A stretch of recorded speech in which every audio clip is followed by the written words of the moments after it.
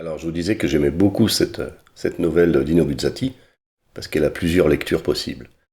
On peut penser que c'est le début d'un roman ou d'un récit du réel, de la vie de quelqu'un. Assez rapidement, on s'aperçoit que c'est du fantastique, puisqu'on a l'intrusion de l'imaginaire dans le réel. Stéphano Roy et son père sont des personnages réels qui pourraient réellement exister, puis d'un seul coup arrive le cas, aux 12 ans de Stéphano, qui lui est clairement un personnage imaginaire. Donc on est dans le récit fantastique.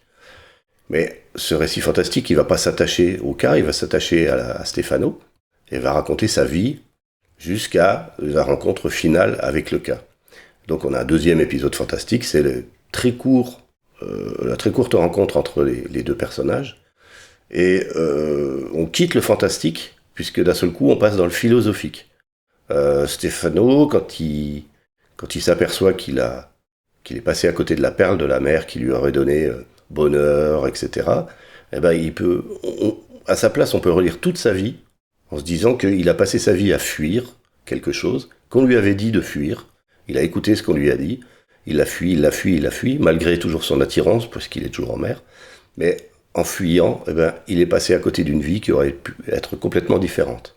Mais c'est aussi philosophique parce que si vous réfléchissez, Stéphano, il n'a pas loupé sa vie. C'est que certes, il a fui, certes, il avait cette obsession du cas, mais d'un autre côté, il a gagné des millions, il a eu des entreprises, il a voyagé partout dans le monde. Alors, on peut s'intéresser aussi à l'aspect philosophique du regret. Est-ce qu'on doit regretter? Est-ce qu'on ne doit pas regretter? Est-ce qu'on doit écouter ce qu'on nous dit et suivre ce qu'on nous dit? Ou est-ce qu'on doit écouter, en quelque sorte, son cœur, ses pulsions? Je ne sais pas. Donc voilà, c'est pour ça que je trouve que cette nouvelle est très très intéressante, parce qu'en très peu de pages, elle donne un aperçu très très large sur des questions, sur la vie et la mort tout bêtement, hein, et des questions que tout le monde se pose.